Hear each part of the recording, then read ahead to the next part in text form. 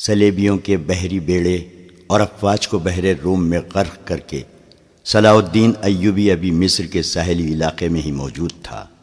7 دن گزر گئے تھے۔ سلیبیوں سے تاوان وصول کیا جا چکا تھا، مگر بحر روم ابھی تک بچے کچے بحری جہازوں کو، کشتیوں کو نگل اور انسانوں کو اگل رہا تھا۔ صلیبی ملاح اور سپاہ جلتے جہازوں سے سمندر میں کود گئے تھے۔ دور سمندر کے وسط میں 7 روز بعد بھی چند ایک جہازوں کے بادبان پھڑ پھڑاتے نظر آتے تھے۔ ان میں کوئی انسان نہیں تھا۔ پھٹے ہوئے بادبانوں نے جہازوں کو سمندر کے رحم و کرم پر چھوڑ دیا تھا۔ صلاح الدین ایوبی نے ان کی تلاشی کے لیے کشتیاں روانہ کر دی تھیں اور ہدایات دی تھیں کہ اگر کوئی جہاز یا کشتی کام کی ہو تو وہ رسوں سے گھسیٹ لائیں، اور جو اس قابل نہ ہو ان میں سے سامان اور کام کی دیگر چیزیں نکال لائیں۔ کشتیاں چلی گئی تھیں اور جہازوں سے سامان لایا جا رہا تھا۔ ان میں زیادہ تر اسلحہ اور کھانے پینے کا سامان تھا یا لاشیں۔ سمندر میں لاشوں کا یہ عالم تھا کہ نہریں انہیں اٹھا اٹھا کر ساحل پر پٹک رہی تھیں۔ ان میں کچھ تو جلی ہوئی تھی اور کچھ مچھلیوں کی کھائی ہوئی۔ بہت سی ایسی تھی جن میں تیر پیوست تھے۔ صلاح الدین ایوبی نے صلیبیوں کے تیروں، نیزوں، تلواروں اور دیگر اسلحہ کا معائنہ بڑی غور سے کیا تھا اور انہیں اپنی اسلحہ کے ساتھ رکھ کر مضبوطی اور مار کا مقابلہ کیا تھا۔ زندہ لوگ بھی تختوں اور ٹوٹی ہوئی کشتیوں پر تیرتے ابھی تک سمندر سے باہر آ رہے تھے۔ ان بھوکے، پیاسے، تھکے اور ہارے ہوئے لوگوں کو لہریں جہاں کہیں ساحل پر لا پھینکتی تھیں، وہ وہیں نڈھال ہو کر گر پڑتے اور مسلمان انہیں پکڑ کر لاتے تھے۔ ساحل کی میلوں لمبائی میں یہی عالم تھا۔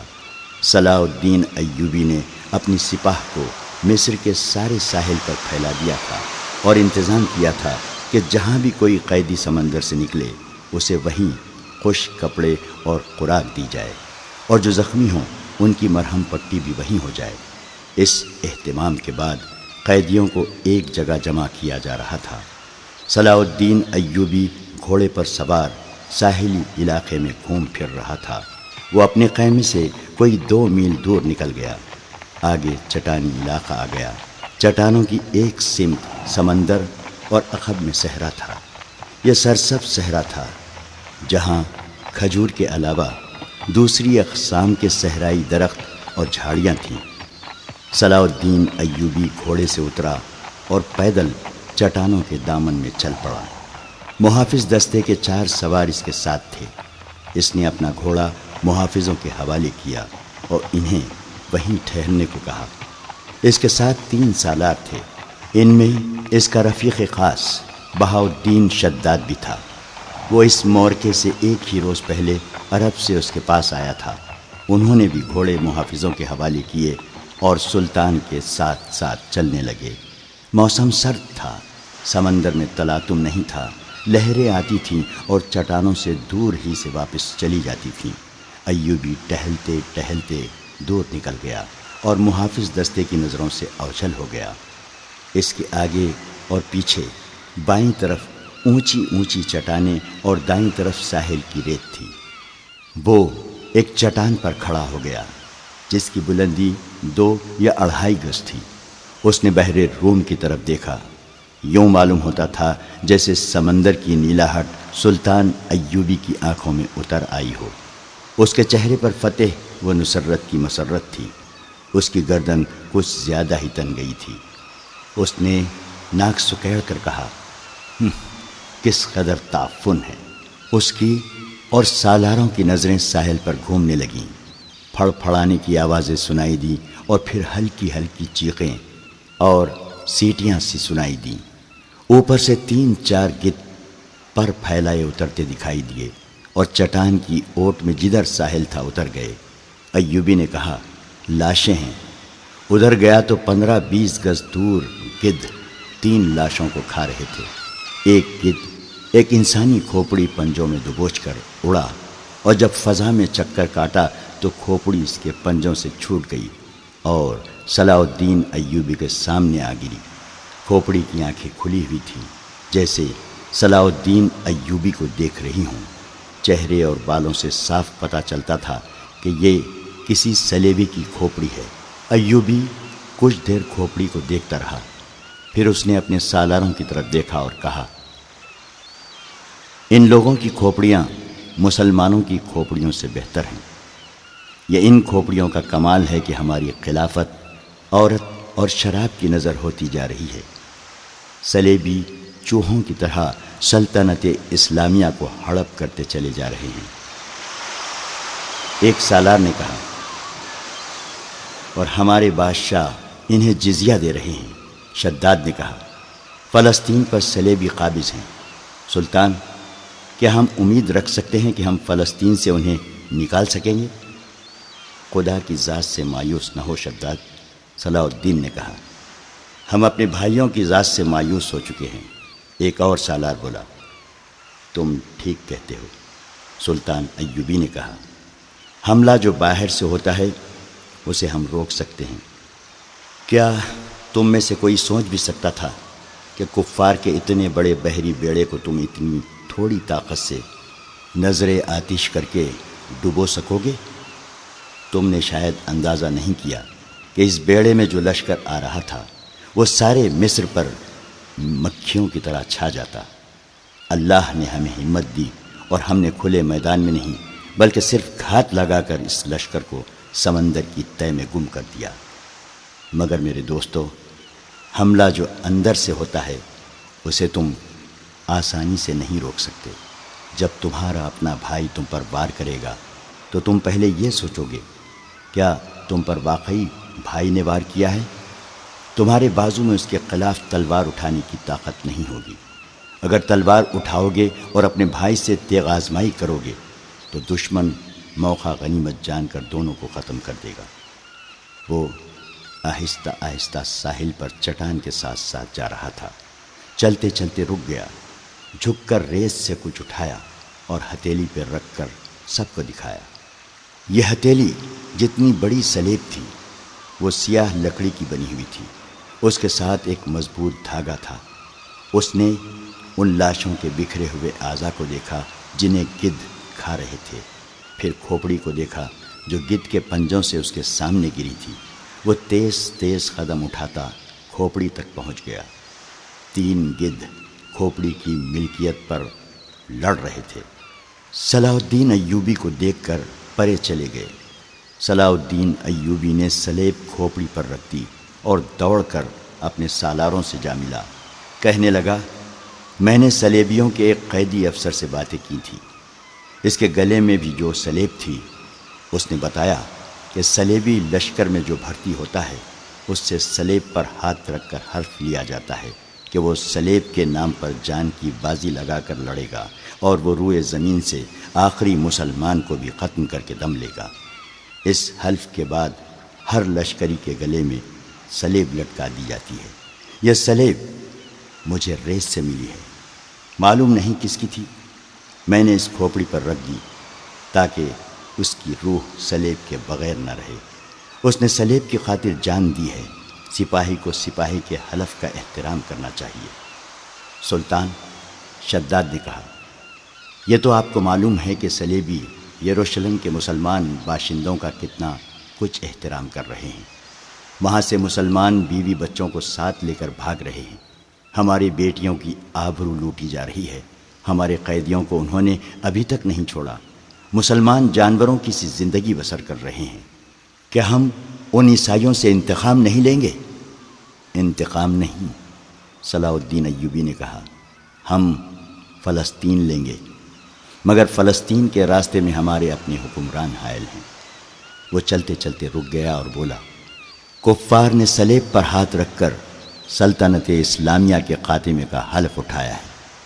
میں نے اپنے اللہ کے حضور کھڑے ہو کر اور ہاتھ اپنے سینے پر رکھ کر قسم کھائی ہے کہ فلسطین ضرور لوں گا اور سلطنت اسلامیہ کی سرحدیں افق تک لے جاؤں گا۔ مگر میرے رفیقو، مجھے اپنی تاریخ کا مستقبل کچھ روشن نظر نہیں آتا۔ ایک وقت تھا کہ عیسائی بادشاہ تھے اور ہم جنگجو۔ اب ہمارے بزرگ بادشاہ بنتے جا رہے ہیں اور عیسائی جنگجو۔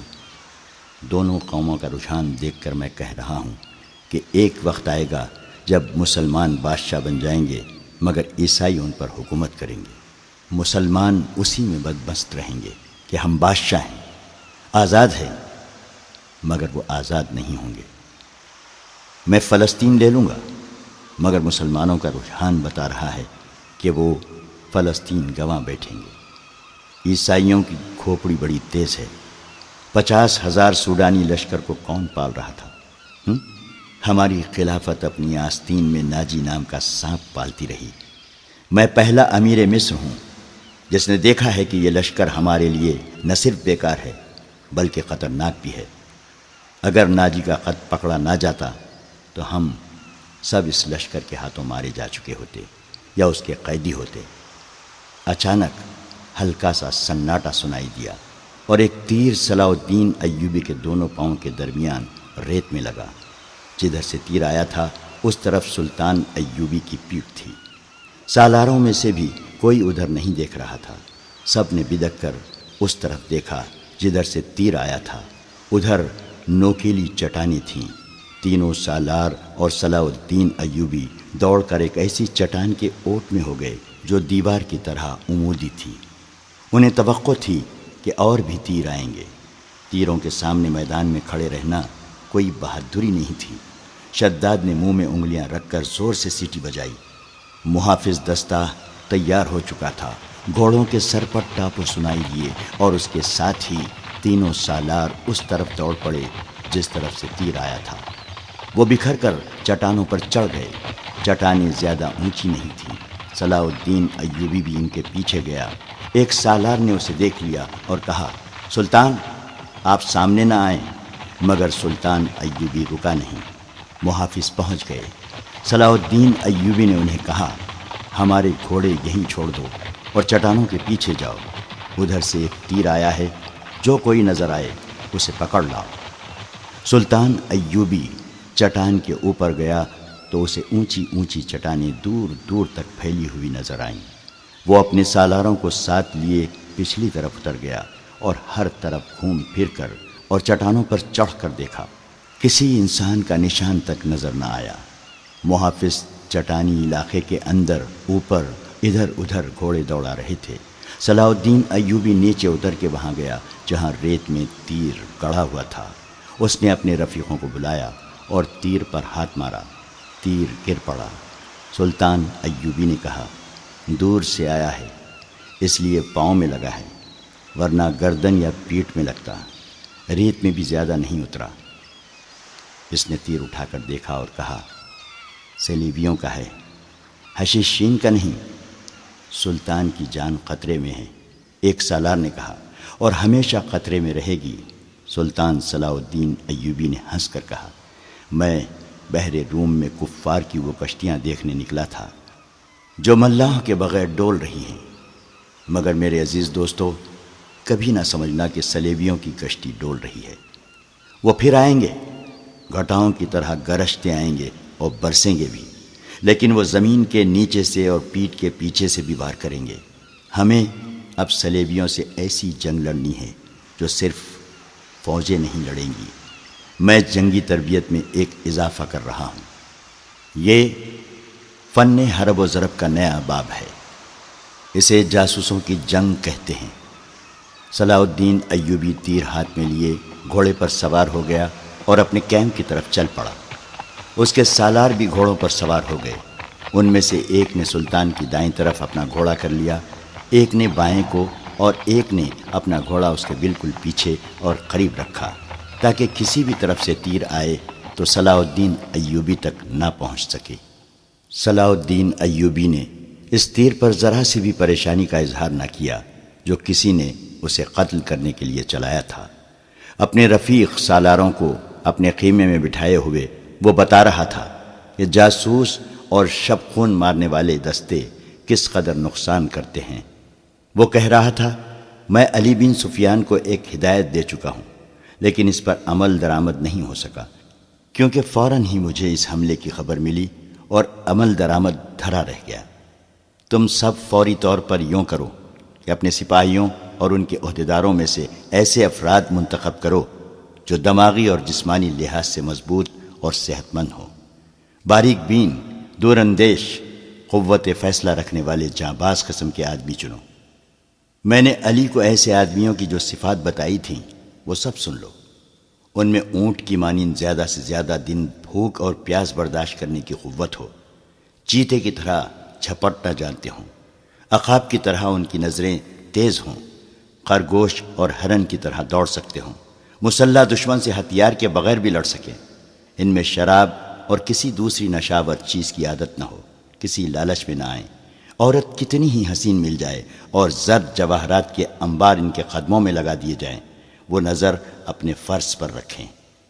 اپنے دوستوں اور ان کے کمانڈروں کو خاص طور پر ذہن نشین کرا دو کہ عیسائی بڑی ہی خوبصورت اور جوان لڑکیوں کو جاسوسی کے لیے اور فوجوں میں بے اطمینانی پھیلانے کے لیے اور عسکریوں کو جذبے کے لحاظ سے بیکار کرنے کے لیے استعمال کر رہے ہیں۔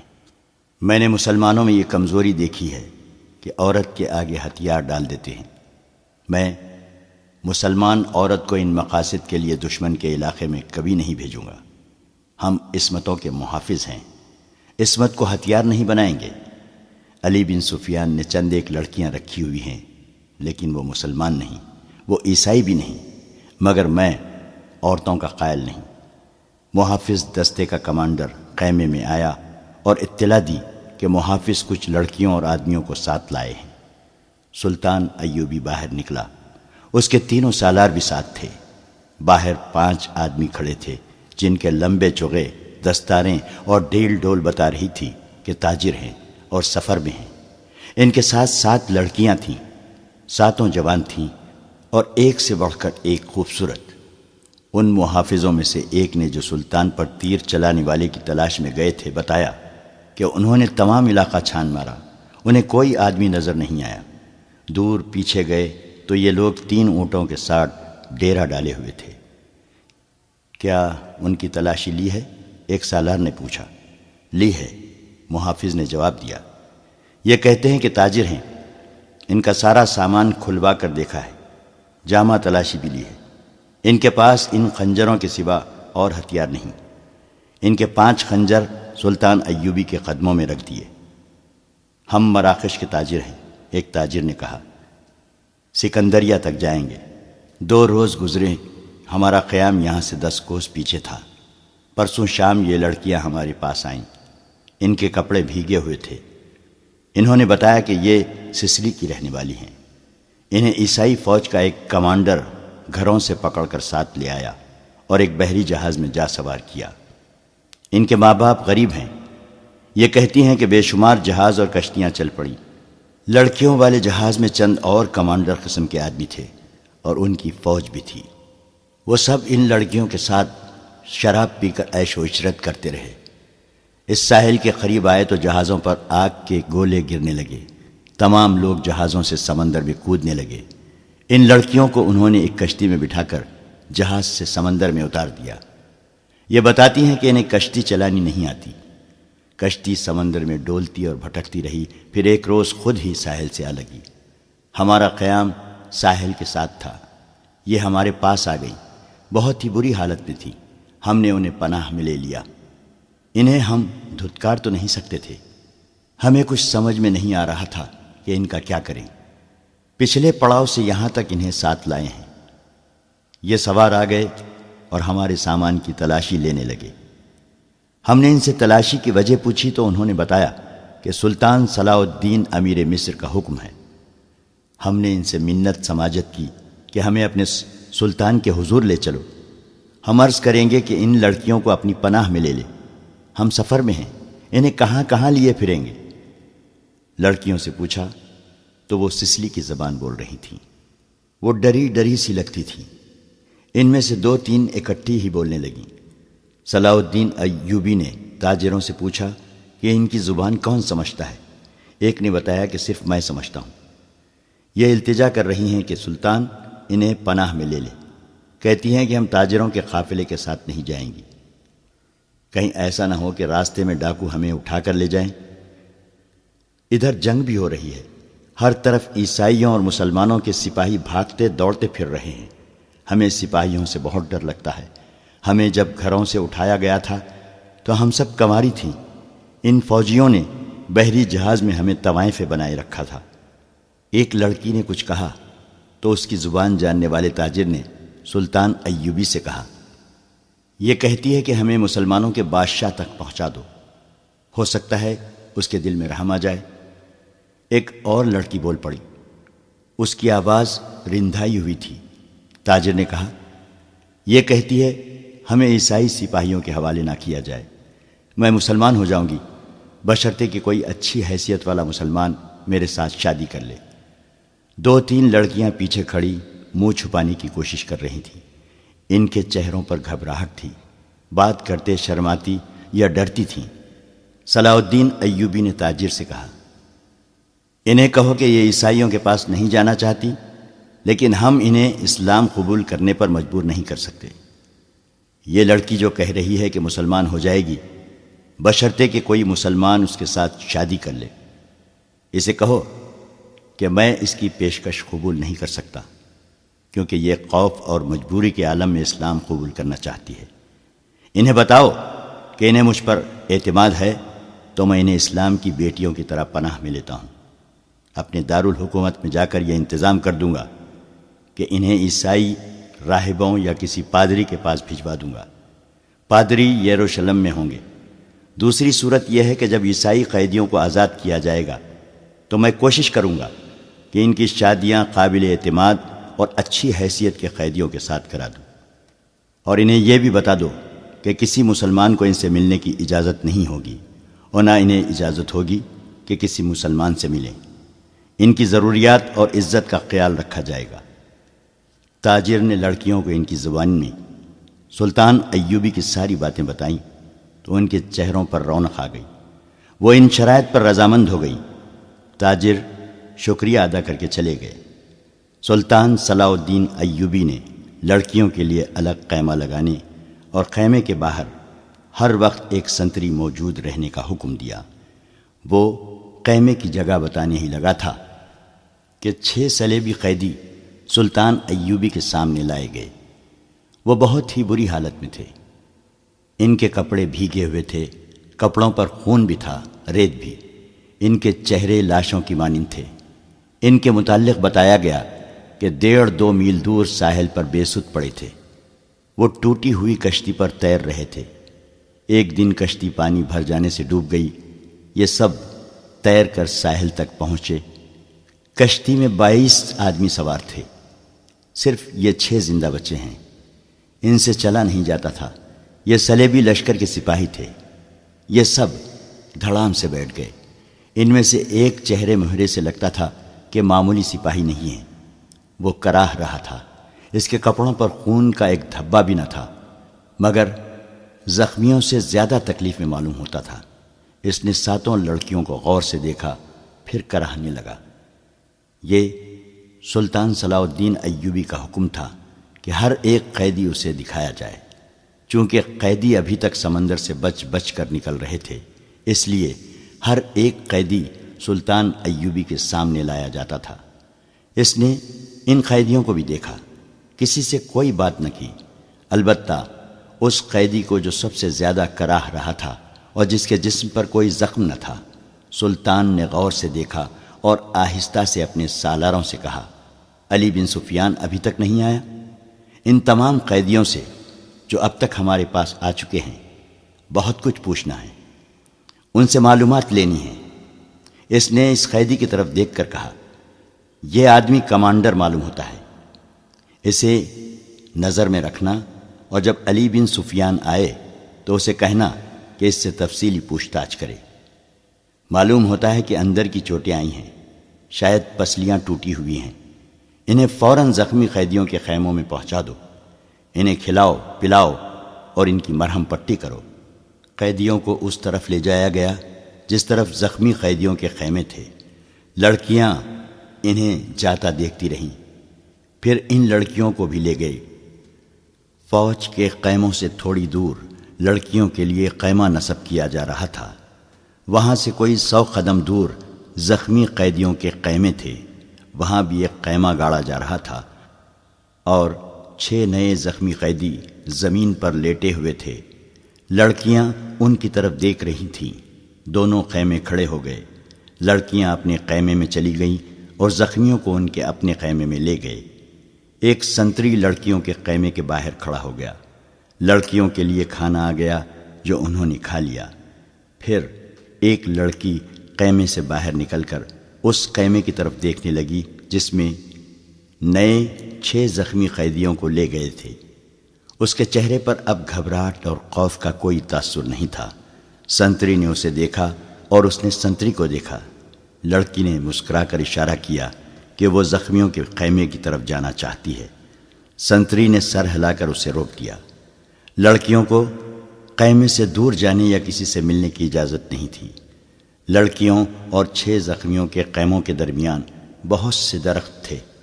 بائیں طرف مٹی کا ایک ٹیلہ تھا جس پر جھاڑیاں تھیں۔ سورج غروب ہو گیا، پھر رات تاریک ہونے لگی۔ کیمپ کے غول غپاٹے پر نیند غالب آنے لگی اور پھر زخمیوں کے کراہنے کی آوازیں رات کے سکوت میں کچھ زیادہ ہی صاف سنائی دینے لگیں۔ دور پرے بحیرے روم کا شور دبی دبی مسلسل گونج کی طرح سنائی دے رہا تھا۔ صلاح الدین ایوبی کے اس جنگی کیمپ میں جاگنے والوں میں چند ایک سنتری تھے یا وہ زخمی قیدی جنہیں زخم سونے نہیں دیتے تھے، یا صلاح الدین ایوبی کے خیمے کے اندر دن کا سما تھا۔ وہاں کسی کو نیند نہیں آئی تھی۔ سلطان ایوبی کے 3 سالار اس کے پاس بیٹھے تھے اور ہر محافظ دستہ بیدار تھا۔ سلطان ایوبی نے ایک بار پھر کہا، علی بن سفیان ابھی تک نہیں آیا؟ اس کے لہجے میں تشویش تھی۔ اس نے کہا، اس کا قاصد بھی نہیں آیا۔ اگر کوئی گڑبڑ ہوتی تو اطلاع آ چکی ہوتی۔ ایک سالار نے کہا، معلوم ہوتا ہے وہاں سب ٹھیک ہے۔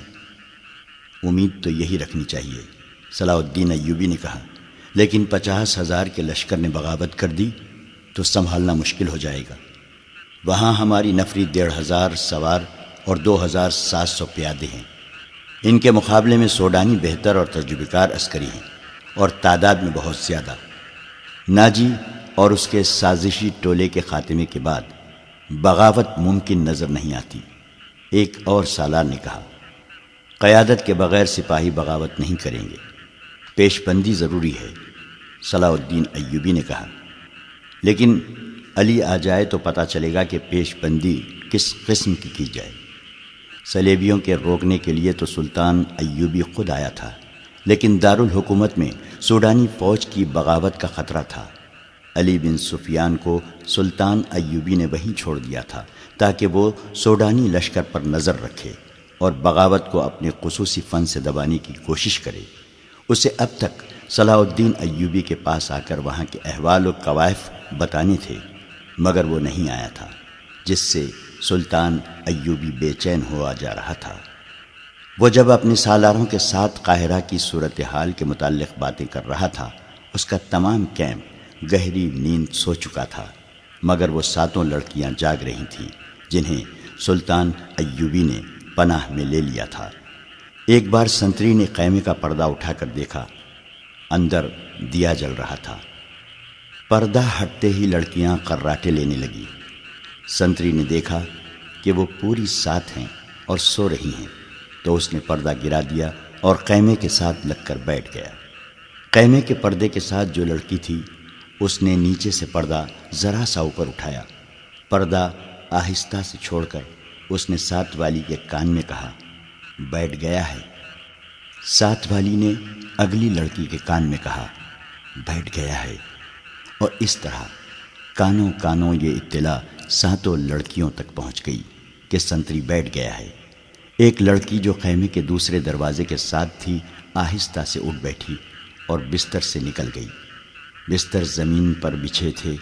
اس نے اوپر لینے والے کمبل اس طرح بستر پر ڈال دیے جیسے ان کے نیچے لڑکی لیٹی ہوئی ہے۔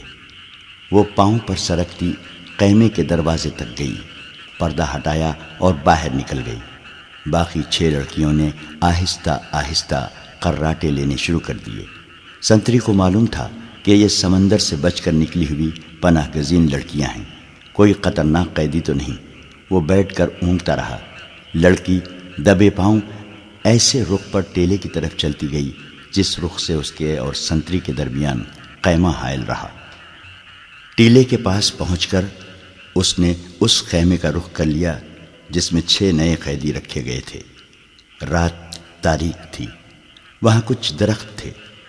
سنتری اب ادھر دیکھتا بھی تو اسے لڑکی نظر نہ آتی۔ لڑکی بیٹھ گئی اور پاؤں پر سرک سرک کر آگے بڑھنے لگی۔ آگے ریت کی ڈھیریاں سی تھیں۔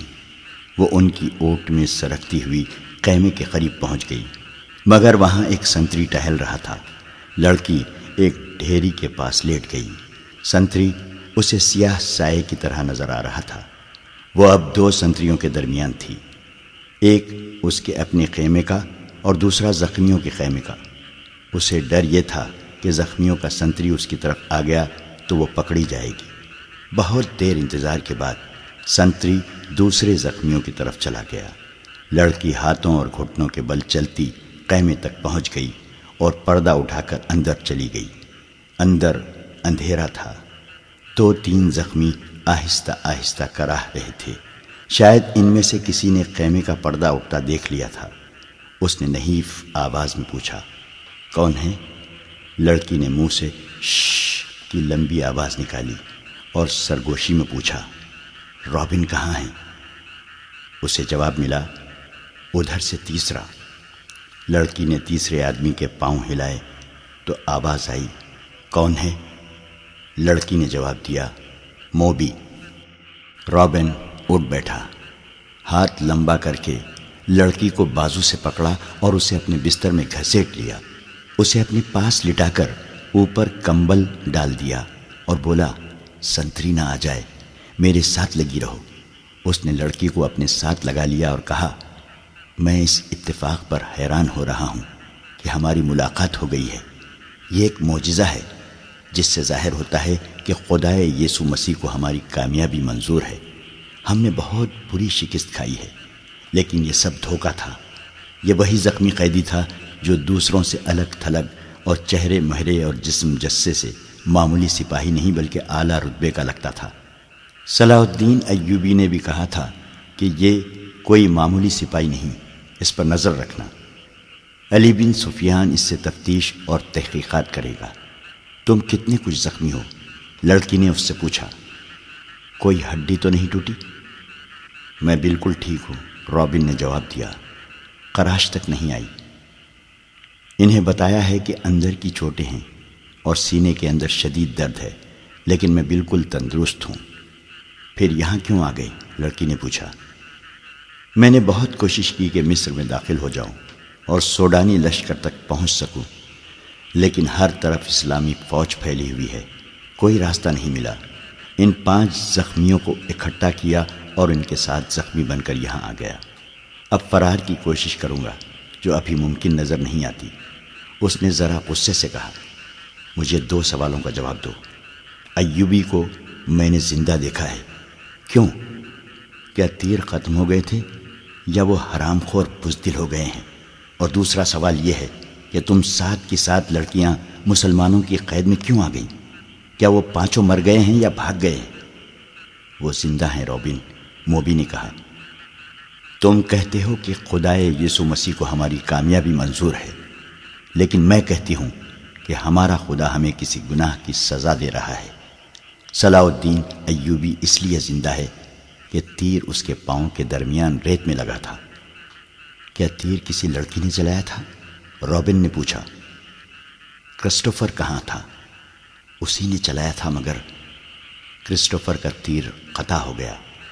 رابن نے حیرت سے تڑپ کر پوچھا، وہ کرسٹوفر جس کی تیر اندازی نے شاہ اگسٹن کو حیران کر دیا اور اس کی ذاتی تلوار انعام میں لی تھی، یہاں آ کر اس کا نشانہ اتنا چوک گیا کہ 6 فٹ لمبا اور 3 فٹ چوڑا صلاح الدین اس کے تیر سے بچ گیا۔ بدبخت کے ہاتھ ڈر سے کانپ گئے ہوں گے۔ فاصلہ زیادہ تھا، موبی نے کہا، اور کرسٹوفر کہتا تھا کہ تیر کمان سے نکلنے ہی لگا تھا کہ کھلی ہوئی آنکھ میں مچھر پڑ گیا۔ اسی حالت میں اس کا تیر نکل گیا۔ پھر کیا ہوا؟ جو ہونا چاہیے تھا، موبی نے کہا۔ صلاح الدین ساحل پر گیا تھا تو اس کے ساتھ 3 کمانڈر تھے اور 4 محافظوں کا دستہ تھا۔ وہ ہر طرف پھیل گئے۔ یہ تو ہماری خوش قسمتی تھی کہ علاقہ چٹانی تھا۔ کرسٹوفر بچ کے نکل آیا اور پھر ہمیں اتنا وقت مل گیا کہ تیر اور کمان ریت میں دبا کر اوپر اونٹ بٹھا دیا۔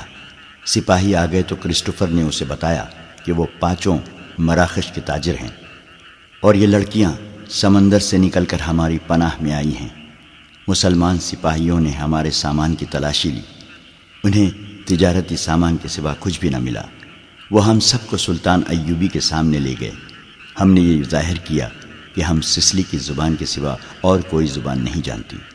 کرسٹوفر نے ایوبی سے کہا کہ وہ ہماری زبان جانتا ہے۔ ہم 7 لڑکیوں نے چہروں پر گھبراہٹ اور خوف پیدا کر لیا۔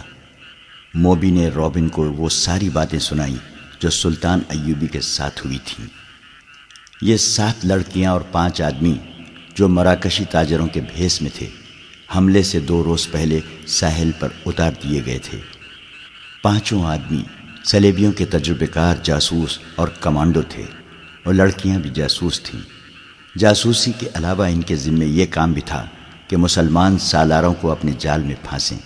وہ خوبصورت تو تھی ہی، انہیں جاسوسی اور ذہنوں کے تقریب کاری کی خاص ٹریننگ دی گئی تھی۔ اس ٹریننگ میں اداکاری خاص طور پر شامل تھی۔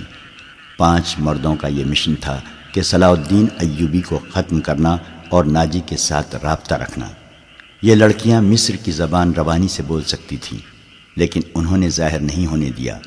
رابن اس شعبے کا سربراہ تھا، اسے ناجی تک پہنچنا تھا، مگر صلاح الدین ایوبی اور علی بن سفیان کی چال نے یہاں کے حالات کا رخ ہی الٹا کر دیا۔ کیا تم صلاح الدین کو جال میں نہیں پھانس سکتی؟ رابن نے پوچھا۔ ابھی تو یہاں پہلی رات ہے، موبی نے کہا۔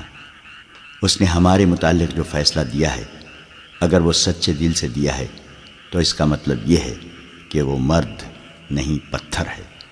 اگر اسے ہمارے ساتھ کوئی دلچسپی ہوتی تو کسی ایک لڑکی کو اپنے خیمے میں بلا لیتا۔ اسے قتل کرنا بھی آسان نہیں۔ وہ ایک ہی بار ساحل پر آیا تھا مگر تیر قطع گیا۔ وہ سالاروں اور محافظوں کے نرغے میں رہتا ہے۔ ادھر ایک سنتری ہمارے سر پر کھڑا ہے اور محافظوں کے پورے دستے نے صلاح الدین کے خیمے کو گھیر رکھا ہے۔ وہ 5 کہاں ہیں؟ رابن نے پوچھا۔ تھوڑی دور ہیں، موبی نے جواب دیا۔ وہ ابھی یہیں رہیں گے۔ سنو موبی، رابن نے کہا، اس شکست نے مجھے پاگل کر دیا ہے۔ میرے ضمیر پر اتنا بوجھ آ پڑا ہے جیسے اس شکست کی ذمہ داری مجھ پر عائد ہوتی ہے۔ صلیب پر ہاتھ رکھ کر حلف تو سب سے لیا گیا ہے، لیکن ایک سپاہی کے حلف میں اور میرے حلف میں زمین و آسمان جتنا فرق ہے۔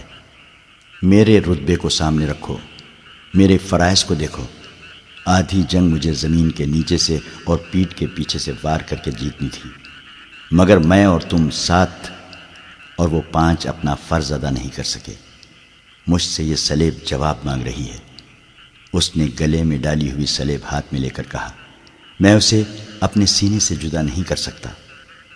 اس نے موبی کے سینے پر ہاتھ پھیر کر اس کی صلیب ہاتھ میں لے لی اور کہا، تم اپنے ماں باپ کو دھوکہ دے سکتی ہو، اس صلیب سے آنکھیں نہیں چرا سکتی۔ اس نے جو فرض تمہیں سونپا ہے وہ پورا کرو۔ خدا نے تمہیں جو حسن دیا ہے وہ چٹانوں کو پھاڑ کر تمہیں راستہ دے دے گا۔ میں تمہیں پھر کہتا ہوں کہ ہماری اچانک اور غیر متوقع ملاقات اس بات کا ثبوت ہے کہ ہم کامیاب ہوں گے۔ ہمارے لشکر بحر روم کے اس پار اکٹھے ہو رہے ہیں۔ جو مر گئے سو مر گئے، جو زندہ ہیں وہ جانتے ہیں کہ یہ شکست نہیں دھوکہ تھا۔ تم اپنے خیمے میں واپس جاؤ اور ان لڑکیوں سے کہو کہ خیمے میں نہ پڑی رہیں، بار بار صلاح الدین ایوبی سے ملیں، اس کے سالاروں سے ملیں، بے تکلفی پیدا کریں، مسلمان ہو جانے کا جھانسا دے۔ آگے وہ جانتی ہیں کہ انہیں کیا کرنا ہے۔ سب سے پہلے تو یہ معلوم کرنا ہے کہ یہ ہوا کیا۔ موبی نے کہا، کیا سوڈانیوں نے ہمیں دھوکہ دے دیا ہے؟ میں یقین کے ساتھ کچھ نہیں کہہ سکتا، رابن نے کہا۔ میں نے حملے سے بہت پہلے مصر میں پھیلائے ہوئے اپنے جاسوسوں سے جو معلومات حاصل کی تھیں وہ یہ ہیں کہ صلاح الدین ایوبی کو سوڈانیوں کے 50,000 محافظ لشکر پر بھروسہ نہیں، حالانکہ یہ مسلمانوں کے وائسرائے مصر کی اپنی فوج ہے۔ ایوبی نے آ کر مصری فوج تیار کر لی ہے، سوڈانی اس میں شامل نہیں ہونا چاہتے۔ ان کے کمانڈر ناجی نے ہم سے مدد طلب کی تھی، میں نے اس کا خط دیکھا تھا اور میں نے تصدیق کی تھی کہ یہ خط ناجی کا ہی ہے اور اس میں کوئی دھوکہ نہیں، مگر ہمارے ساتھ ہماری تاریخ کا سب سے بڑا دھوکہ ہوا ہے۔ مجھے یہ معلوم کرنا ہے کہ یہ کیسے ہوا، کس نے کیا۔ یہ چھان بین کیے بغیر واپس نہیں جا سکتا۔ شاہ اگسٹس نے بڑے فخر سے کہا تھا کہ میں مسلمانوں کے گھروں کے اندر کے بھید معلوم کر کے ان کی بنیادیں ہلا دوں گا۔ اب تصور کرو موبی، شہنشاہ کے دل پر کیا گزر رہی ہوگی۔ وہ مجھے سزائے موت سے کیا کم سزا دے گا۔ صلیب کا قہر مجھ پر الگ نازل ہوگا۔ میں سب جانتی ہوں، موبی نے کہا، جذباتی باتیں نہ کرو، عمل کی بات کرو۔ مجھے بتاؤ میں کیا کروں۔ رابن کے اعصاب پر اپنا فرض اور شکست کا احساس اس حد تک غالب تھا کہ اسے یہ بھی احساس نہیں تھا کہ موبی جیسی دلکش لڑکی، جس کے ایک ایک نقش اور جسم کے انگ انگ میں شراب کا طلسم بھرا ہوا تھا، اس کے سینے سے لگی ہوئی ہے، اور اس کے ریشم جیسے ملائم اور لمبے بال اس کے آدھے چہرے کو ڈھانپے ہوئے ہیں۔ رابن نے ان بالوں کے لمس کو ذرا سا محسوس کیا اور کہا، موبی، تمہاری یہ بال ایسی مضبوط زنجیریں ہیں، جو صلاح الدین ایوبی کے گرد لپٹ گئیں تو تمہارا غلام ہو جائے گا۔ لیکن تمہیں سب سے پہلا جو کام کرنا ہے وہ یہ ہے کہ کرسٹوفر اور اس کے ساتھیوں سے کہو کہ وہ تاجروں کے بھیس میں ناجی کے پاس پہنچیں اور معلوم کریں کہ اس کے لشکر نے بغاوت کیوں نہیں کی، اور یہ راز فاش کس طرح ہوا کہ اس سے فائدہ اٹھا کر صلاح الدین ایوبی نے گنتی کے چند ایک دستے گھات میں بٹھا کر ہماری 3 افواج کا بیڑا غرق کر دیا۔ اور انہیں یہ بھی کہو کہ معلوم کریں کہ ناجی صلاح الدین ایوبی سے ہی تو نہیں مل گیا، اور اس نے ہمارا یہی حشر کرانے کے لیے ہی تو خط نہیں لکھا تھا۔ اگر ایسا ہی ہوا ہے تو ہمیں اپنی جنگی منصوبوں میں رد و بدل کرنا ہوگا۔ مجھے یقین ہو گیا ہے کہ اسلامیوں کی تعداد کتنی ہی تھوڑی کیوں نہ ہو، انہیں ہم آسانی سے شکست نہیں دے سکتے۔ ضروری ہو گیا ہے کہ ان کے حکمرانوں کا اور عسکری قیادت کا جذبہ ختم کیا جائے۔ ہم نے تم جیسی لڑکیاں عربوں کے حرموں میں داخل کر دی ہیں۔ تم نے بات پھر لمبی کر دی ہے، موبی نے اسے ٹوکتے ہوئے کہا۔ ہم اپنے گھر میں ایک بستر پر نہیں لیٹے ہوئے ہیں کہ بڑے مزے سے ایک دوسرے کو کہانیاں سناتے رہیں۔ ہم دشمن کے کیمپ میں قید اور پابند ہیں، باہر سنتری پھر رہے ہیں، رات گزرتی جا رہی ہے، ہمارے پاس لمبی باتوں کا وقت نہیں ہے، ہمارا مشن تباہ ہو چکا ہے۔ اب بتاؤ کہ ان حالات میں ہمارا مشن کیا ہونا چاہیے؟ ہم 7 لڑکیاں اور 6 مرد ہیں، ہم کیا کریں؟ ایک یہ کہ ناجی کے پاس جائیں اور اس کے دھوکے کی چھان بین کریں، پھر کسے اطلاع دیں؟ تم کہاں ملو گے؟ میں یہاں سے فرار ہو جاؤں گا، رابن نے کہا، لیکن فرار سے پہلے اس کیمپ، اس کی نفری اور ایوبی کے آئندہ عزائم کے متعلق تفصیل معلوم کروں گا۔ اس شخص کے متعلق ہمیں بہت چوکنا رہنا ہوگا۔ اس وقت اسلامی قوم میں یہ واحد شخص ہے جو صلیب کے لیے خطرہ ہے، ورنہ اسلامی خلافت ہمارے جال میں آتی چلی جا رہی ہے۔ شاہ ایملر کہتا تھا کہ مسلمان اتنے کمزور ہو گئے ہیں کہ اب ان کو ہمیشہ کے لیے اپنے پاؤں میں بٹھانے کے لیے صرف ایک ہلے کی ضرورت ہے، مگر اس کا یہ عزم محض خوش فہمی ثابت ہوا۔ مجھے یہاں رہ کر ایوبی کی کمزور رگیں دیکھنی ہیں، اور تمہیں 5 آدمیوں کے ساتھ مل کر سوڈانی لشکر کو بھڑکانا اور بغاوت کرانی ہے۔ نہایت ضروری یہ ہے کہ ایوبی زندہ نہ رہے۔ اگر وہ زندہ رہے تو ہمارے اس قید خانے میں زندہ رہے، جہاں وہ عمر کی آخری گھڑی تک سورج نہ دیکھ سکے، اور رات کو آسمان کا اسے ایک بھی تارا نظر نہ آئے۔ تم پہلے اپنے خیمے میں جاؤ اور اپنی 6 لڑکیوں کو ان کا کام سمجھا دو۔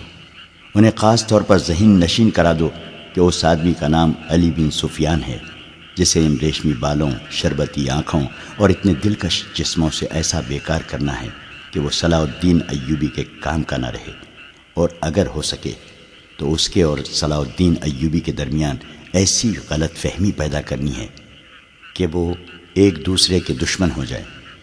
تم سب اچھی طرح جانتی ہو کہ دو مردوں میں غلط فہمی اور دشمنی کس طرح پیدا کی جاتی ہے۔ جاؤ اور لڑکیوں کو مکمل ہدایت دے کر کرسٹوفر کے پاس پہنچو، اسے میرا سلام کہنا، اور یہ بھی کہنا کہ تیرے تیر کو ایوبی پر آ کر ہی قطع ہونا تھا۔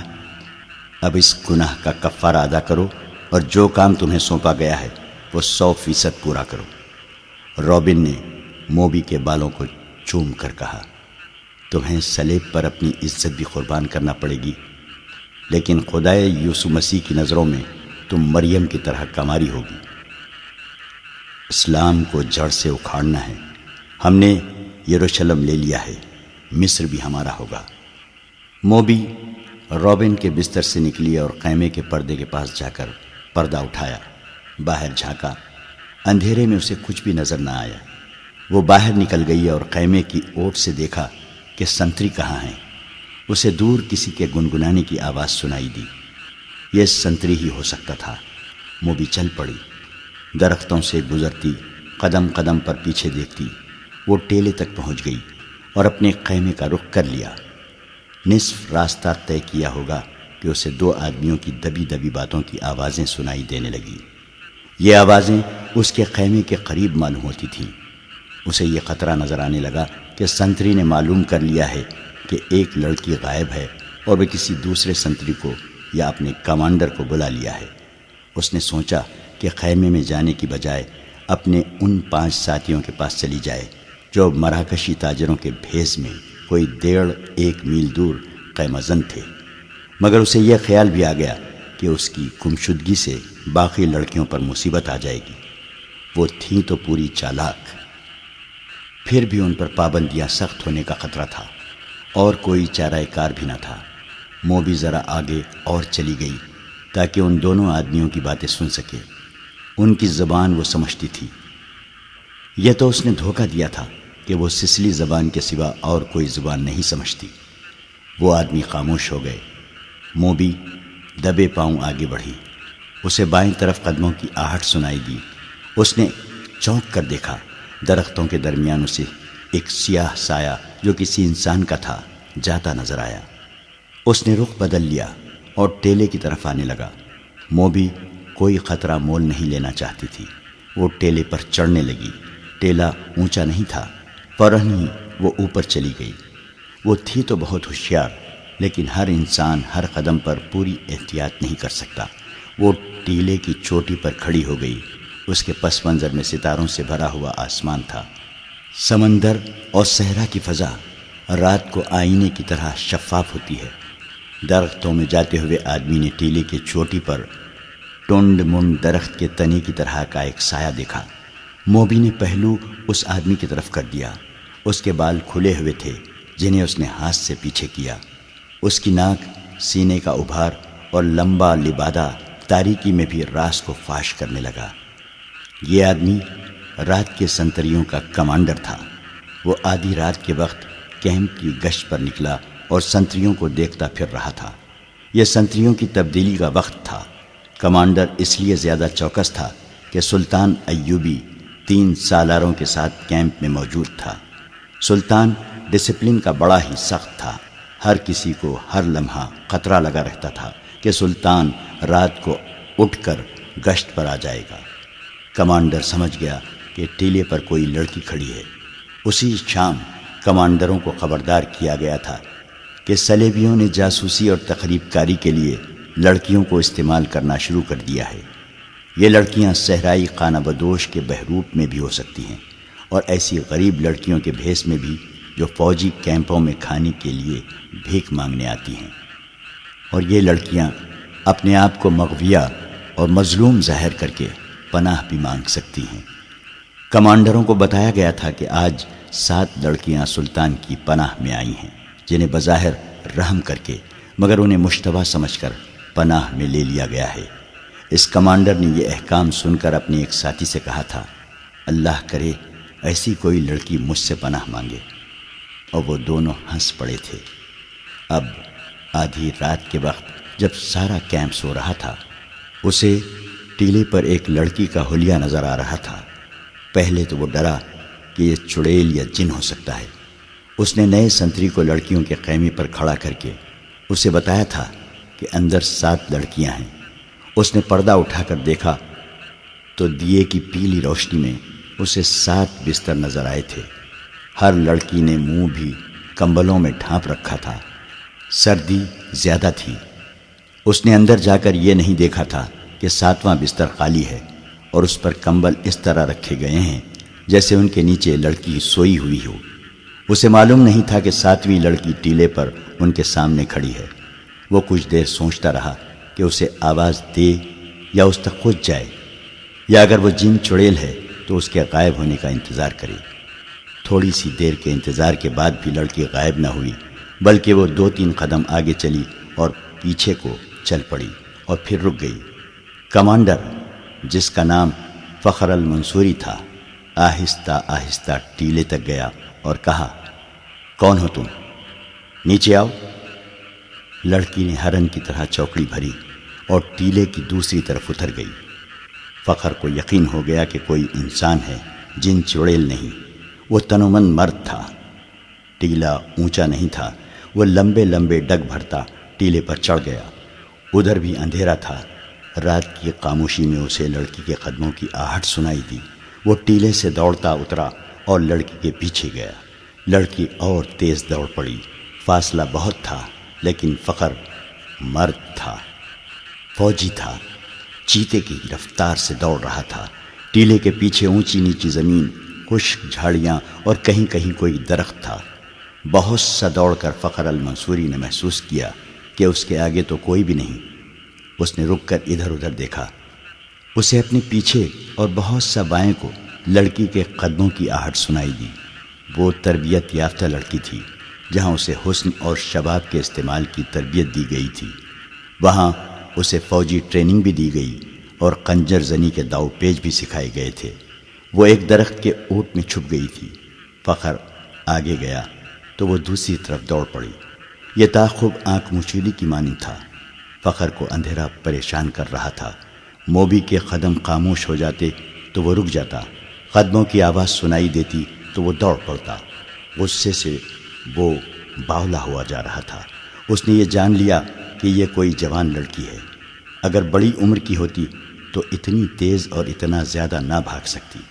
تعاقب میں فخر 2 میل فاصلہ طے کر گیا۔ موبی نے جھاڑیوں اور اونچی نیچی زمین سے بہت فائدہ اٹھایا۔ اس کے مرد ساتھیوں کا ڈیرا قریب آ گیا تھا۔ وہ دوڑتی ہوئی وہاں تک جا پہنچی۔ اس نے اپنے آدمیوں کو آوازیں دی۔ وہ گھبرا کر جاگے اور خیمے سے باہر آئے۔ ایک نے مشعل جلا لی۔ یہ ڈنڈے کے سرے پر لپٹے ہوئے کپڑے تھے۔ ان کی آگ کی روشنی بہت زیادہ تھی۔ فخر نے تلوار سوت لی اور ہانپتا کانپتا ان کے سامنے جا کھڑا ہوا۔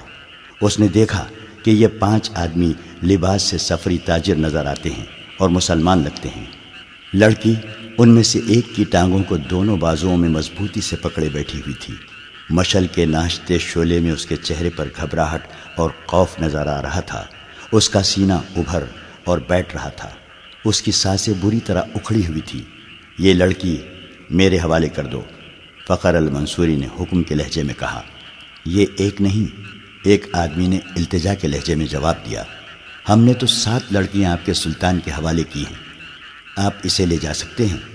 نہیں، موبی نے اس کی ٹانگوں کو اور مضبوطی سے پکڑتے ہوئے، روتے ہوئے اور خوفزدہ لہجے میں کہا، میں اس کے ساتھ نہیں جاؤں گی۔ یہ لوگ عیسائیوں سے زیادہ وحشی ہیں۔ ان کا سلطان انسان نہیں، سانڈ ہے، درندہ ہے۔ اس نے میری ہڈیاں بھی توڑ دی ہیں۔ میں اس سے بھاگ کر آئی ہوں۔ کون سلطان؟ فخر نے حیران سا ہو کر پوچھا۔ وہی جسے تم سلطان صلاح الدین ایوبی کہتے ہو، موبی نے جواب دیا۔ وہ اب مصر کی عربی بول رہی تھی۔ یہ لڑکی جھوٹ بول رہی ہے، فخر نے کہا اور پوچھا، یہ ہے کون؟ تمہاری کیا لگتی ہے؟ اندر آ جاؤ دوست، باہر سردی ہے، ایک آدمی نے فخر سے کہا۔ تلوار نیام میں ڈال لو، ہم تاجر ہیں، ہم سے آپ کو کیا خطرہ ہے؟ آؤ، اس لڑکی کی بپتا سن لو۔ اس نے آہ بھر کر کہا، میں آپ کے سلطان کو مرد مومن سمجھتا تھا، مگر ایک خوبصورت لڑکی کو دیکھ کر وہ ایمان سے ہاتھ دھو بیٹھا۔ وہ باقی 6 لڑکیوں کا بھی یہی حشر کر رہا ہوگا۔ ان کا یہ حشر دوسرے سالاروں نے کیا ہے۔ موبی نے کہا، شام کو ان بیچاروں کو اپنے خیمے میں لے گئے تھے اور انہیں بے سود کر کے خیمے میں ڈال دیا۔ وہ خیمے میں بے ہوش پڑی ہیں۔ فخر المنصوری تلوار نیام میں ڈال کر ان کے ساتھ خیمے میں چلا گیا۔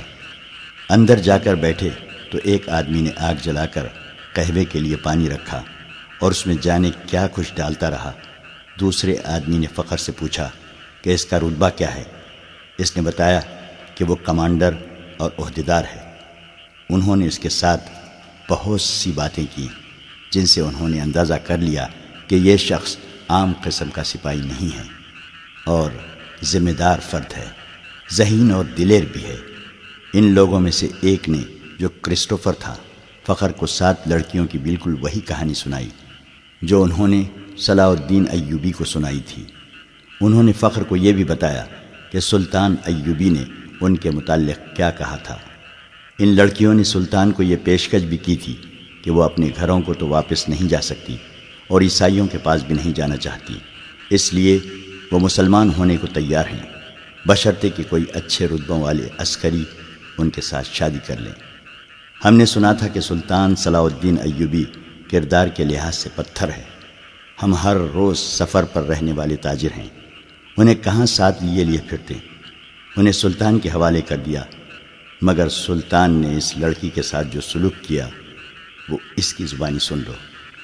فخر المنصوری نے لڑکی کی طرف دیکھا تو لڑکی نے کہا، ہم بہت خوش تھیں کہ خدا نے ہمیں ایک فرشتے کی پناہ دی ہے۔ سورج غروب ہونے کے بعد سلطان کا ایک محافظ آیا اور مجھے کہا کہ سلطان بلا رہا ہے۔ میں باقی 6 لڑکیوں کی نسبت ذرا زیادہ خوبصورت ہوں۔ مجھے توقع نہیں تھی کہ تمہارا ایوبی مجھے بری نیت سے بلا رہا ہے۔ میں چلی گئی۔ سلطان ایوبی نے شراب کی سراہی کھولی، ایک پیالہ اپنے آگے رکھا اور ایک مجھے دیا۔ میں عیسائی ہوں، شراب 100 بار پی ہے۔ بحری جہاز میں عیسائی کمانڈروں نے میرے جسم کو کھلونا بنائے رکھا ہے۔ صلاح الدین ایوبی بھی میرے جسم کے ساتھ کھیلنا چاہتا تھا۔ شراب اور مرد میرے لیے کوئی نئی چیزیں نہیں تھیں، لیکن ایوبی کو میں فرشتہ سمجھتی تھی۔ میں اس کے جسم کو اپنے ناپاک جسم سے دور رکھنا چاہتی تھی، مگر وہ ان عیسائیوں سے بدتر نکلا جو مجھے بحری جہاز میں لائے تھے، اور جب ان کا جہاز ڈوبنے لگا تو انہوں نے ہمیں ایک کشتی میں ڈال کر سمندر میں اتار دیا۔ ان میں سے کسی نے ہمارا ساتھ نہ دیا۔ ہمارے جسم چھچوڑے ہوئے اور ہڈیاں چٹکی ہوئی تھی۔ خدا نے ہمیں بچا لیا اور اس آدمی کی پناہ میں پھینک دیا جو فرشتے کے روپ میں درندہ ہے۔ مجھے سلطان نے ہی بتایا تھا کہ میرے ساتھ کی باقی 6 لڑکیاں اس کے سالاروں کے خیمے میں ہیں۔ میں نے سلطان کے پاؤں پکڑ کر کہا کہ میرے ساتھ شادی کر لو۔ اس نے کہا کہ اگر تم مجھے پسند کرتی ہو تو شادی کے بغیر تمہیں اپنے حرم میں رکھ لوں گا۔ اس نے میرے ساتھ وحشیوں کا برتاؤ کیا۔ شراب پہ بدمست تھا۔ اس نے مجھے اپنے ساتھ لٹا لیا۔ جوں ہی اس کی آنکھ لگی میں وہاں سے بھاگ آئی۔ اگر میری بات کا اعتبار نہ آئے تو اس کے محافظوں سے پوچھ لو۔ اس دوران ایک آدمی نے فخر کو قہوہ پلایا۔ ذرا سی دیر بعد فخر کا مزاج بدلنے لگا۔ اس نے نفرت سے قہقہا لگایا اور کہا، ہمیں حکم دیتے ہیں کہ عورت اور شراب سے دور رہو، اور خود شراب پی کر راتیں عورتوں کے ساتھ گزارتے ہیں۔ فخر محسوس ہی نہ کر سکا کہ لڑکی کی کہانی محض بے بنیاد ہے، اور نہ ہی وہ یہ محسوس کر سکا کہ اس کا مزاج کیوں بدل گیا ہے۔ اسے حشیش پلا دی گئی تھی۔ اس پر ایسا نشہ طاری ہو چکا تھا جسے وہ نشہ نہیں سمجھتا تھا۔ وہ اب اپنے تصوروں میں بادشاہ بن چکا تھا۔ لڑکی کے چہرے پر مشعل کے شعلے کی روشنی ناچ رہی تھی۔ اس کے بکھرے ہوئے سیاہی مائل بھورے بال چمک رہے تھے۔ وہ فخر کو پہلے سے زیادہ حسین نظر آنے لگی۔ اس نے بے تاب ہو کر کہا، تم اگر چاہو تو میں تمہیں پناہ میں لیتا ہوں۔ نہیں، لڑکی ڈر کر پیچھے ہٹ گئی اور بولی، تم بھی میرے ساتھ اپنے سلطان جیسا سلوک کرو گے۔ تم مجھے اپنے خیمے میں لے جاؤ گے اور میں ایک بار پھر تمہارے سلطان کے قبضے میں آ جاؤں گی۔ ہم تو اب دوسری 6 لڑکیوں کو بھی بچانے کی سوچ رہے ہیں۔ ایک تاجر نے کہا، ہم ان کی عزت بچانا چاہتے تھے مگر ہم سے بھول ہوئی۔ فخر المنصوری کی نگاہیں لڑکی پر جمی ہوئی تھیں۔ اس نے اتنی خوبصورت لڑکی کبھی نہیں دیکھی تھی۔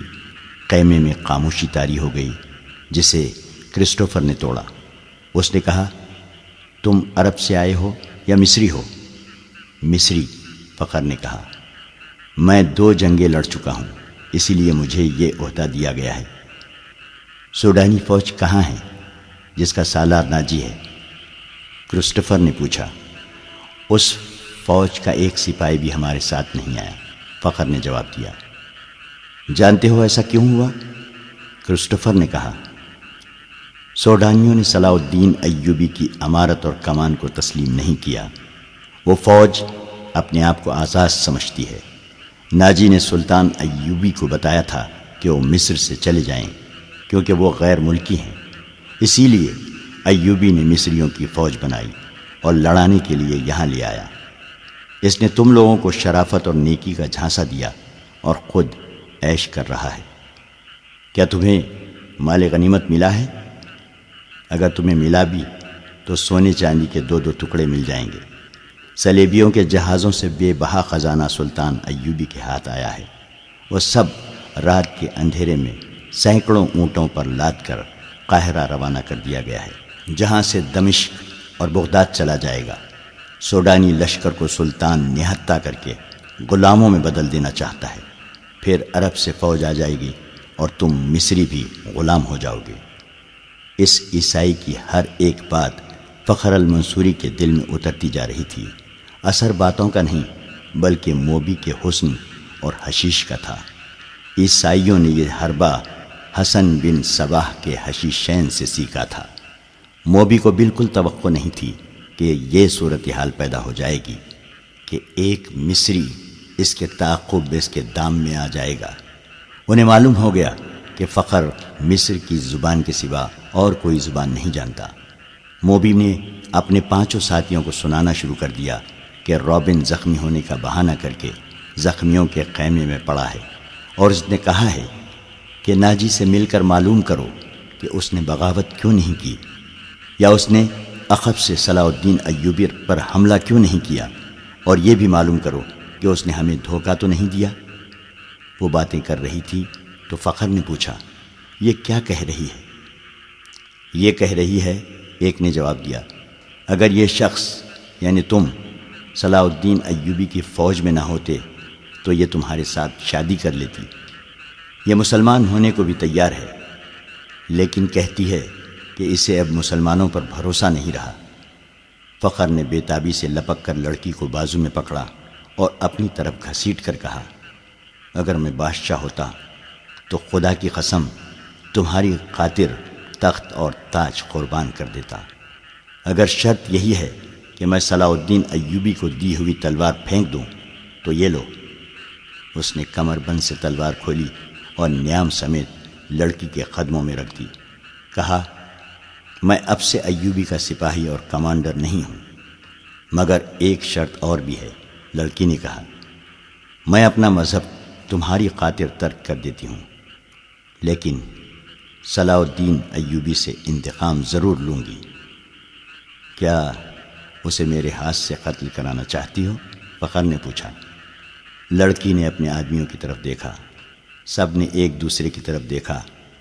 آخر کرسٹوفر نے کہا، ایک صلاح الدین ایوبی نہ رہا تو کیا فرق پڑے گا؟ ایک اور سلطان آ جائے گا، وہ بھی ایسا ہی ہوگا۔ مصریوں کو آخر غلام ہی ہونا پڑے گا۔ تم ایک کام کرو، سوڈانیوں کے سالار ناجی کے پاس پہنچو اور یہ لڑکی اس کے سامنے کر کے اسے بتاؤ کہ سلطان صلاح الدین ایوبی اصل میں کیا ہے اور اس کے ارادے کیا ہیں۔ ان لوگوں کو یہ تو علم تھا کہ ناجی کا صلیبیوں کے ساتھ رابطہ ہے اور موبی اس کے ساتھ بات کرے گی، لیکن انہیں یہ علم نہیں تھا کہ ناجی اور اس کے معتمد سالار خفیہ طریقے سے مروائے جا چکے ہیں۔ اس تک لڑکی کو ہی جانا تھا، اس کا اکیلے جانا ممکن نہیں تھا۔ اتفاق سے انہیں فخر المنصوری مل گیا، لہٰذا اسی کو استعمال کرنے کا فیصلہ ہو گیا۔ یہ آدمی چونکہ سلطان ایوبی کی نظر میں آ گئے تھے، اس لیے ابھی اس کی نظر میں رہنا چاہتے تھے۔ اس کے علاوہ انہوں نے موبی سے سن لیا تھا کہ ان کے شعبہ جاسوسی اور تقریب کاری کا سربراہ رابن اسی کیمپ میں ہے اور فرار ہوگا، اس لیے وہ اسے مدد دینے کے لیے بھی وہاں موجود رہنا چاہتے تھے۔ ان کے ارادے معلوم نہیں کیا تھے۔ صلاح الدین ایوبی پر چلایا ہوا ان کا تیر قطع ہو گیا تھا تو انہیں سلطان ایوبی کے سامنے لے جایا گیا تھا۔ ان کا بہروپ اور ڈرامہ کامیاب رہا، لیکن ان کا مشن تباہ ہو گیا تھا، لہٰذا اب وہ بدلی ہوئی صورتحال اور اتفاقات سے فائدہ اٹھانے کی کوشش کر رہے تھے۔ فخر المنصوری حسن اور حشیش کے جال میں آ گیا تھا۔ اس نے واپس کیمپ میں نہ جانے کا فیصلہ کر لیا تھا۔ اسے یہ مشورہ دیا گیا کہ وہ لڑکی کو لے کر روانہ ہو جائے۔ ان لوگوں نے اسے اپنا ایک اونٹ دے دیا، پانی کا ایک مشکیزہ دیا اور تھیلے میں کھانے کا بہت سارا سامان ڈال دیا۔ یہ اشیاء کچھ ایسی تھی جن میں حشیش ملی ہوئی تھی۔ موبی کو ان کا علم تھا۔ فخر کو ایک لمبا چوغا اور تاجروں والی دستار پہنا دی گئی۔ لڑکی اونٹ پر سوار ہوئی، اس کے پیچھے فخر سوار ہو گیا اور اونٹ چل پڑا۔ فخر گرد و پیش سے بے خبر تھا اور وہ اپنے ماضی سے بھی بے خبر ہو گیا تھا۔